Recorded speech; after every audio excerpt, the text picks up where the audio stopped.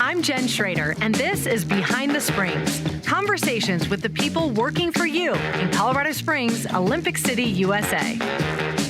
Everyone, thank you for joining us. Really glad you're here. We know that homelessness is a major topic of discussion in our city, and we also know that there are various opinions about how to approach it. So I think we can all agree it's a complicated issue. It's a definite challenge for our city, and we want to focus on a program today that's designed to assist unhoused and unemployed individuals here in Colorado Springs. It's called Work COS. Kevin Cole is the program's supervisor. And also, Luis Rodriguez is here as an employee, and they both are going to tell us a little bit more about it. So thank you, gentlemen, both for joining me today. Thank you. Oh, you're welcome. I really appreciate it. So let's start with you, Kevin, just talking a little bit about the program. And this isn't just a city program. We can't take credit for all of it. It's a partnership. So tell us about how it all got started and sort of who else is involved. Yeah, so I got to take you back in history before my time. Actually, it all started through a partnership with Jack Ladley, which was the Public Works operation manager, and then Andrew Phelps, which was a city homeless prevention and response coordinator. And they had a mentorship that they were working together with. But while they were doing this, they, I guess that at that time, I'm assuming that Jack and them were talking about the homeless program. How could they fix some of the things that were going out there? And so they brought that up. So then at that time, Jack and Andrew tried to start this program because it was something that was on Andrew's mind of how he could fix things, and him and Jack kind of got together. So they actually collaborated with some other, what do you call them, stockholders, right, which was more or less like PPRTA, the City of Colorado Springs Public Works, Human Resource, the Catholic Charity, the Springs Rescue, and a number of other agencies during that time. So what year was this? This was back in 2019. Okay. 2019. That's when it first became an idea in their head. So about 2020, March, we had the first boots on the ground where they had a team out there was actually doing work on the ground. But it was only a small team. They had a lead, and then they had a lead safety guy, and then they had 4 laborers that would actually, and all they did is went around and clearing shoulders and medians and right-of-ways and stuff like that, picking up paper.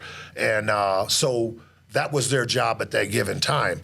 But as time went on, they wanted the program to even grow even more, to get more of the Work COS people out of the mission. So for people who haven't heard of it, the idea was to draw upon that group of people, right? The unhoused, the unemployed, people at, say, Springs Rescue Mission or some other agencies who were looking for work, and then have them work as part of this program. Exactly. Okay. And part-time, right? It starts part-time? Or? Actually, they're getting anywhere from 38 to 40 hours a week. Okay. So now it can be full-time if you'd like it to be. So, okay. And that's what we're trying to get them to the point where they're out of this program and then they move into another job like working in the city. Because I have stats on some of the people that's actually been graduated and moved on to different areas in the city and outside of the city, and some of the things that we do around there helps them with their little resumes and stuff like that. So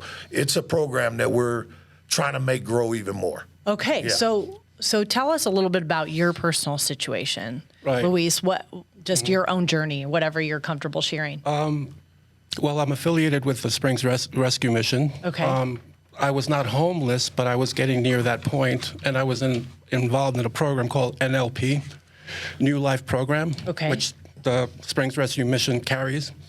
And I spent a year in that program, and then the opportunity came to work in the COS program with the city.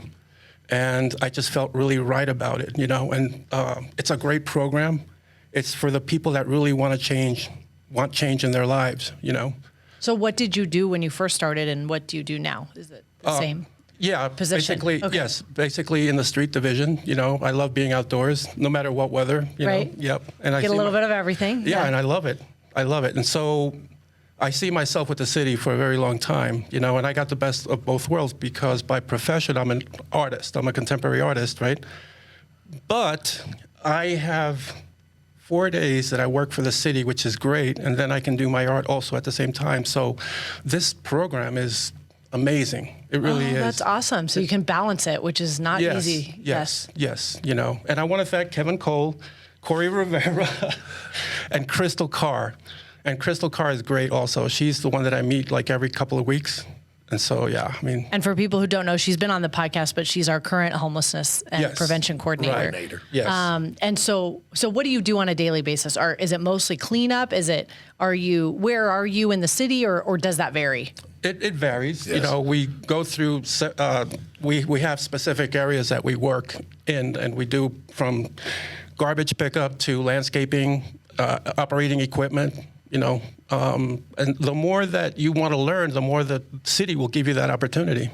Okay, that's great. So you're gaining some new skills. Okay. Absolutely, yes, yeah. So, and I was going to explain that later on in the podcast, but just what he was saying there, this operation has changed a lot since 2020, and we went from one team to two teams, and the two teams now are actually a safety lead, 4 COS workers, and 4 regular temps that comes out of the staffing agency. So that's one team. So it's a team of 8. Then you have on the team 2 that does the exact same thing with 4 of the work COS with the 4 laborers too. So, and then who determines where they go in the city? You do that. I do. You coordinate. Yes, I coordinate all theirs. Based on the needs. Right. Now, Corey Rivera has actually broke that city in half. But when I first took over, we were citywide, just those 2 teams. And just to show you how much we are growing, we are actually preparing ourselves for the 3rd team. And we're just waiting on equipment and the bodies and all that stuff. But and then we also have another part of the program, which Corey Rivera handles, which is the Keep It Clean team. And so we split the city in half. They take care of the south area, and we take care of the northern area. So we've added more stuff to what we do than just pick up paper now. Right. So, yeah. So and then plus we give them different skills as they're doing this, and they're learning different things. And then they're able to either continue on with the city or find jobs elsewhere. And just, I mean, it seems obvious, but can you talk about the impact of this program and how meaningful this is for individuals? I mean, you're talking about your situation as a perfect example, but I'm imagining you're seeing that for different people every day, and it means something different for everyone, right? Everyone's situation is unique. 'Cause I've actually have employees, like one of my employees, not to put his personal business out there, but his family is homeless.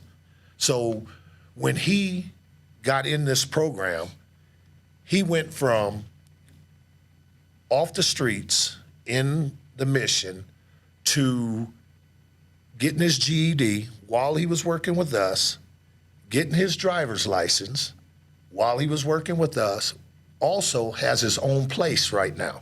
So I think he's like 21, 22 years old.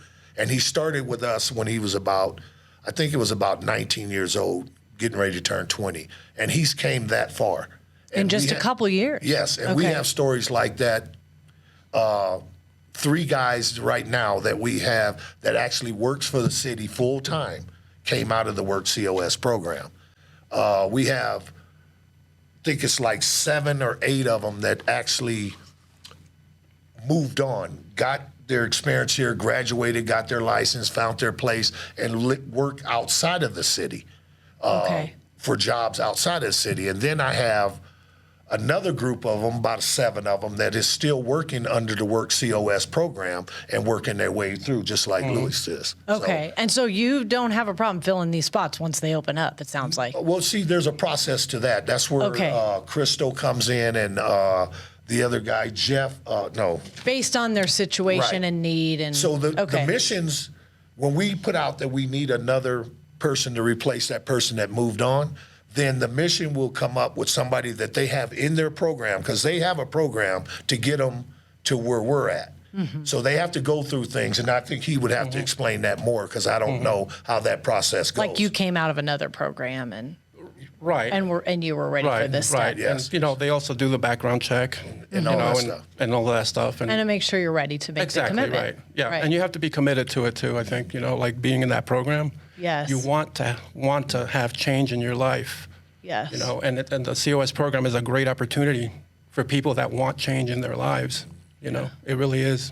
And you see it every day that they come to work, how they start to open up and talk about things that go on, because I don't ask them what their situation is. That's what Crystal's for.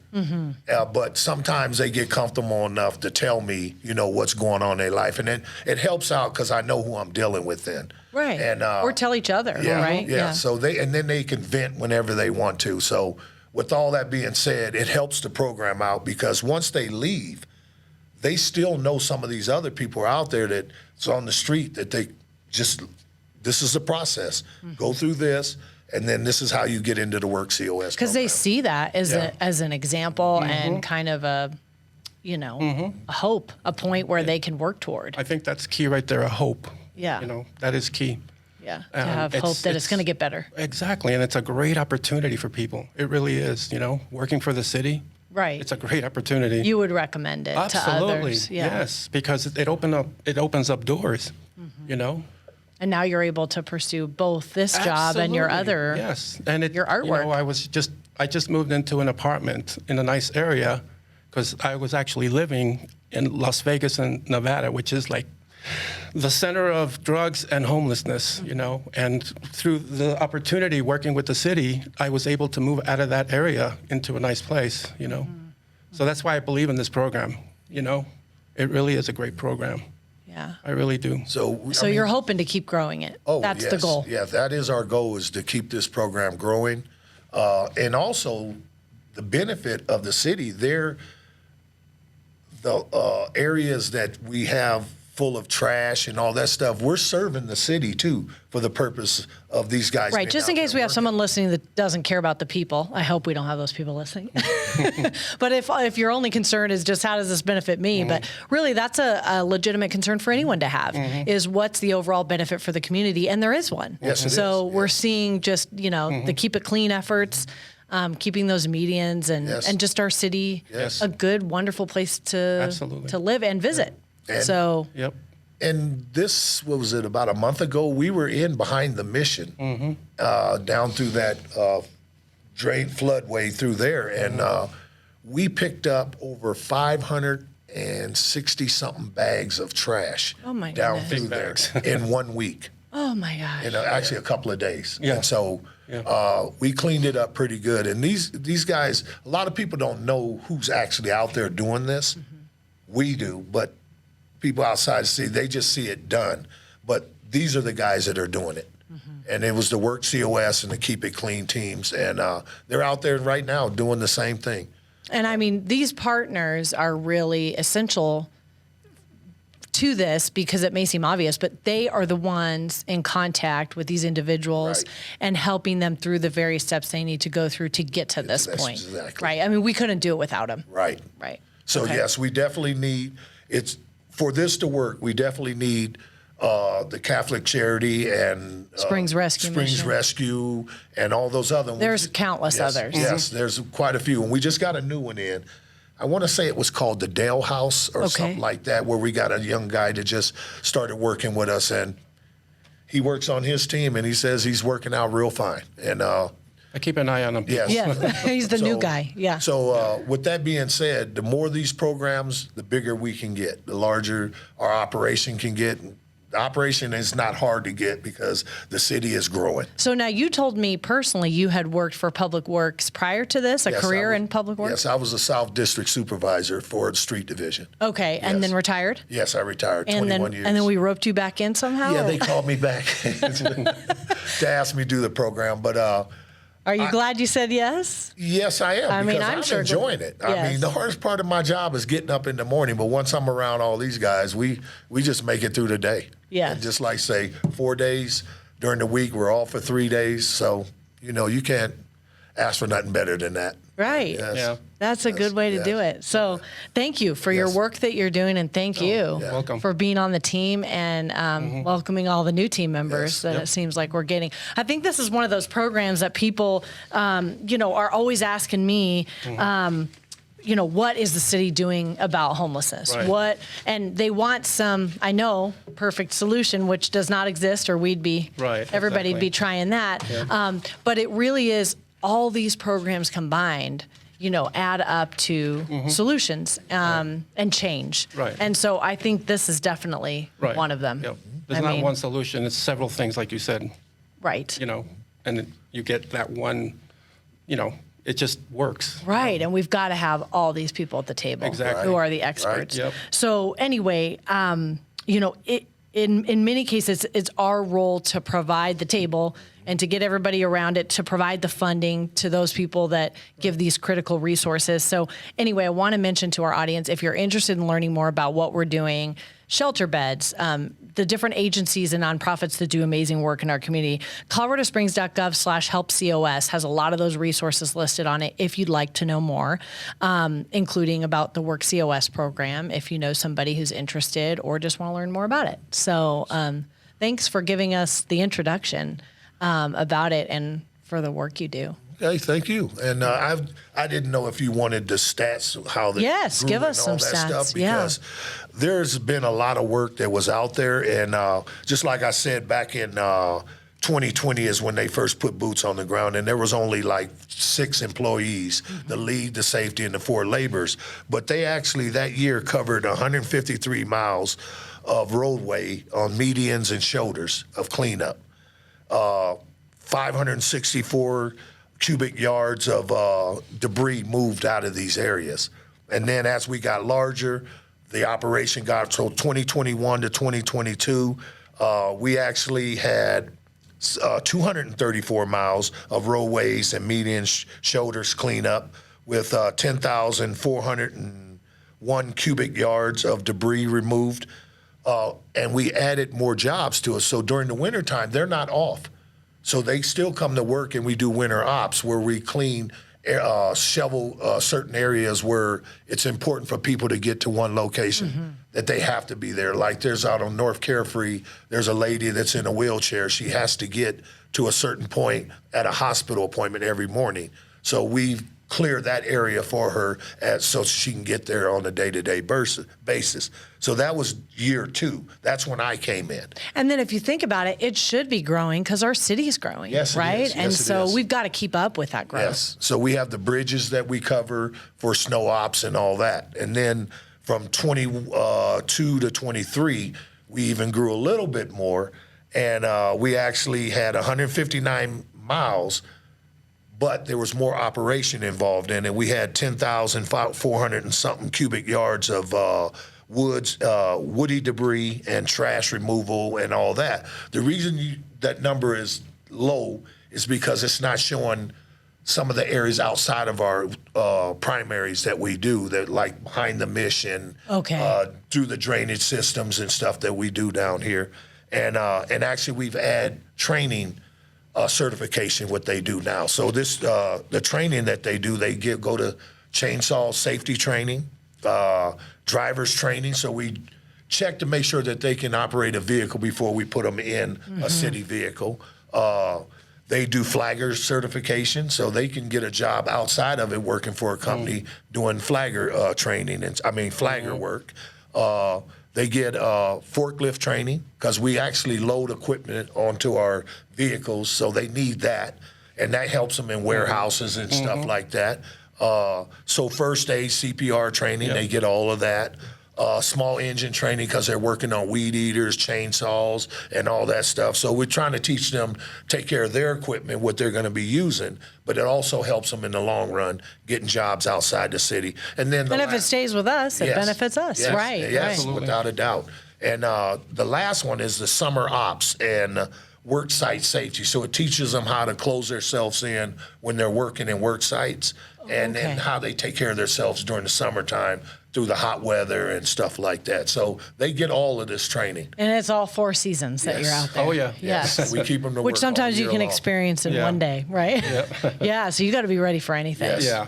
Yeah. And so they've actually helped out on when the trees were blowing down Yes. and stuff. So we had teams out there working With the forestry crews. Yes, with them too. okay. So they get it all in. Well, you're not ever going to be bored. No, never. Oh my gosh. Yeah, so we're just trying to build it and get ideas of how we can make this a bigger program. That's wonderful. Yeah. I believe in that program. Thank you for your work and good luck to you thank in you. this program and then Thank with you. your artwork. Yeah, I appreciate that. Thank as you. well. Okay, thanks everyone for listening, and we'll see you on the next Behind the Springs.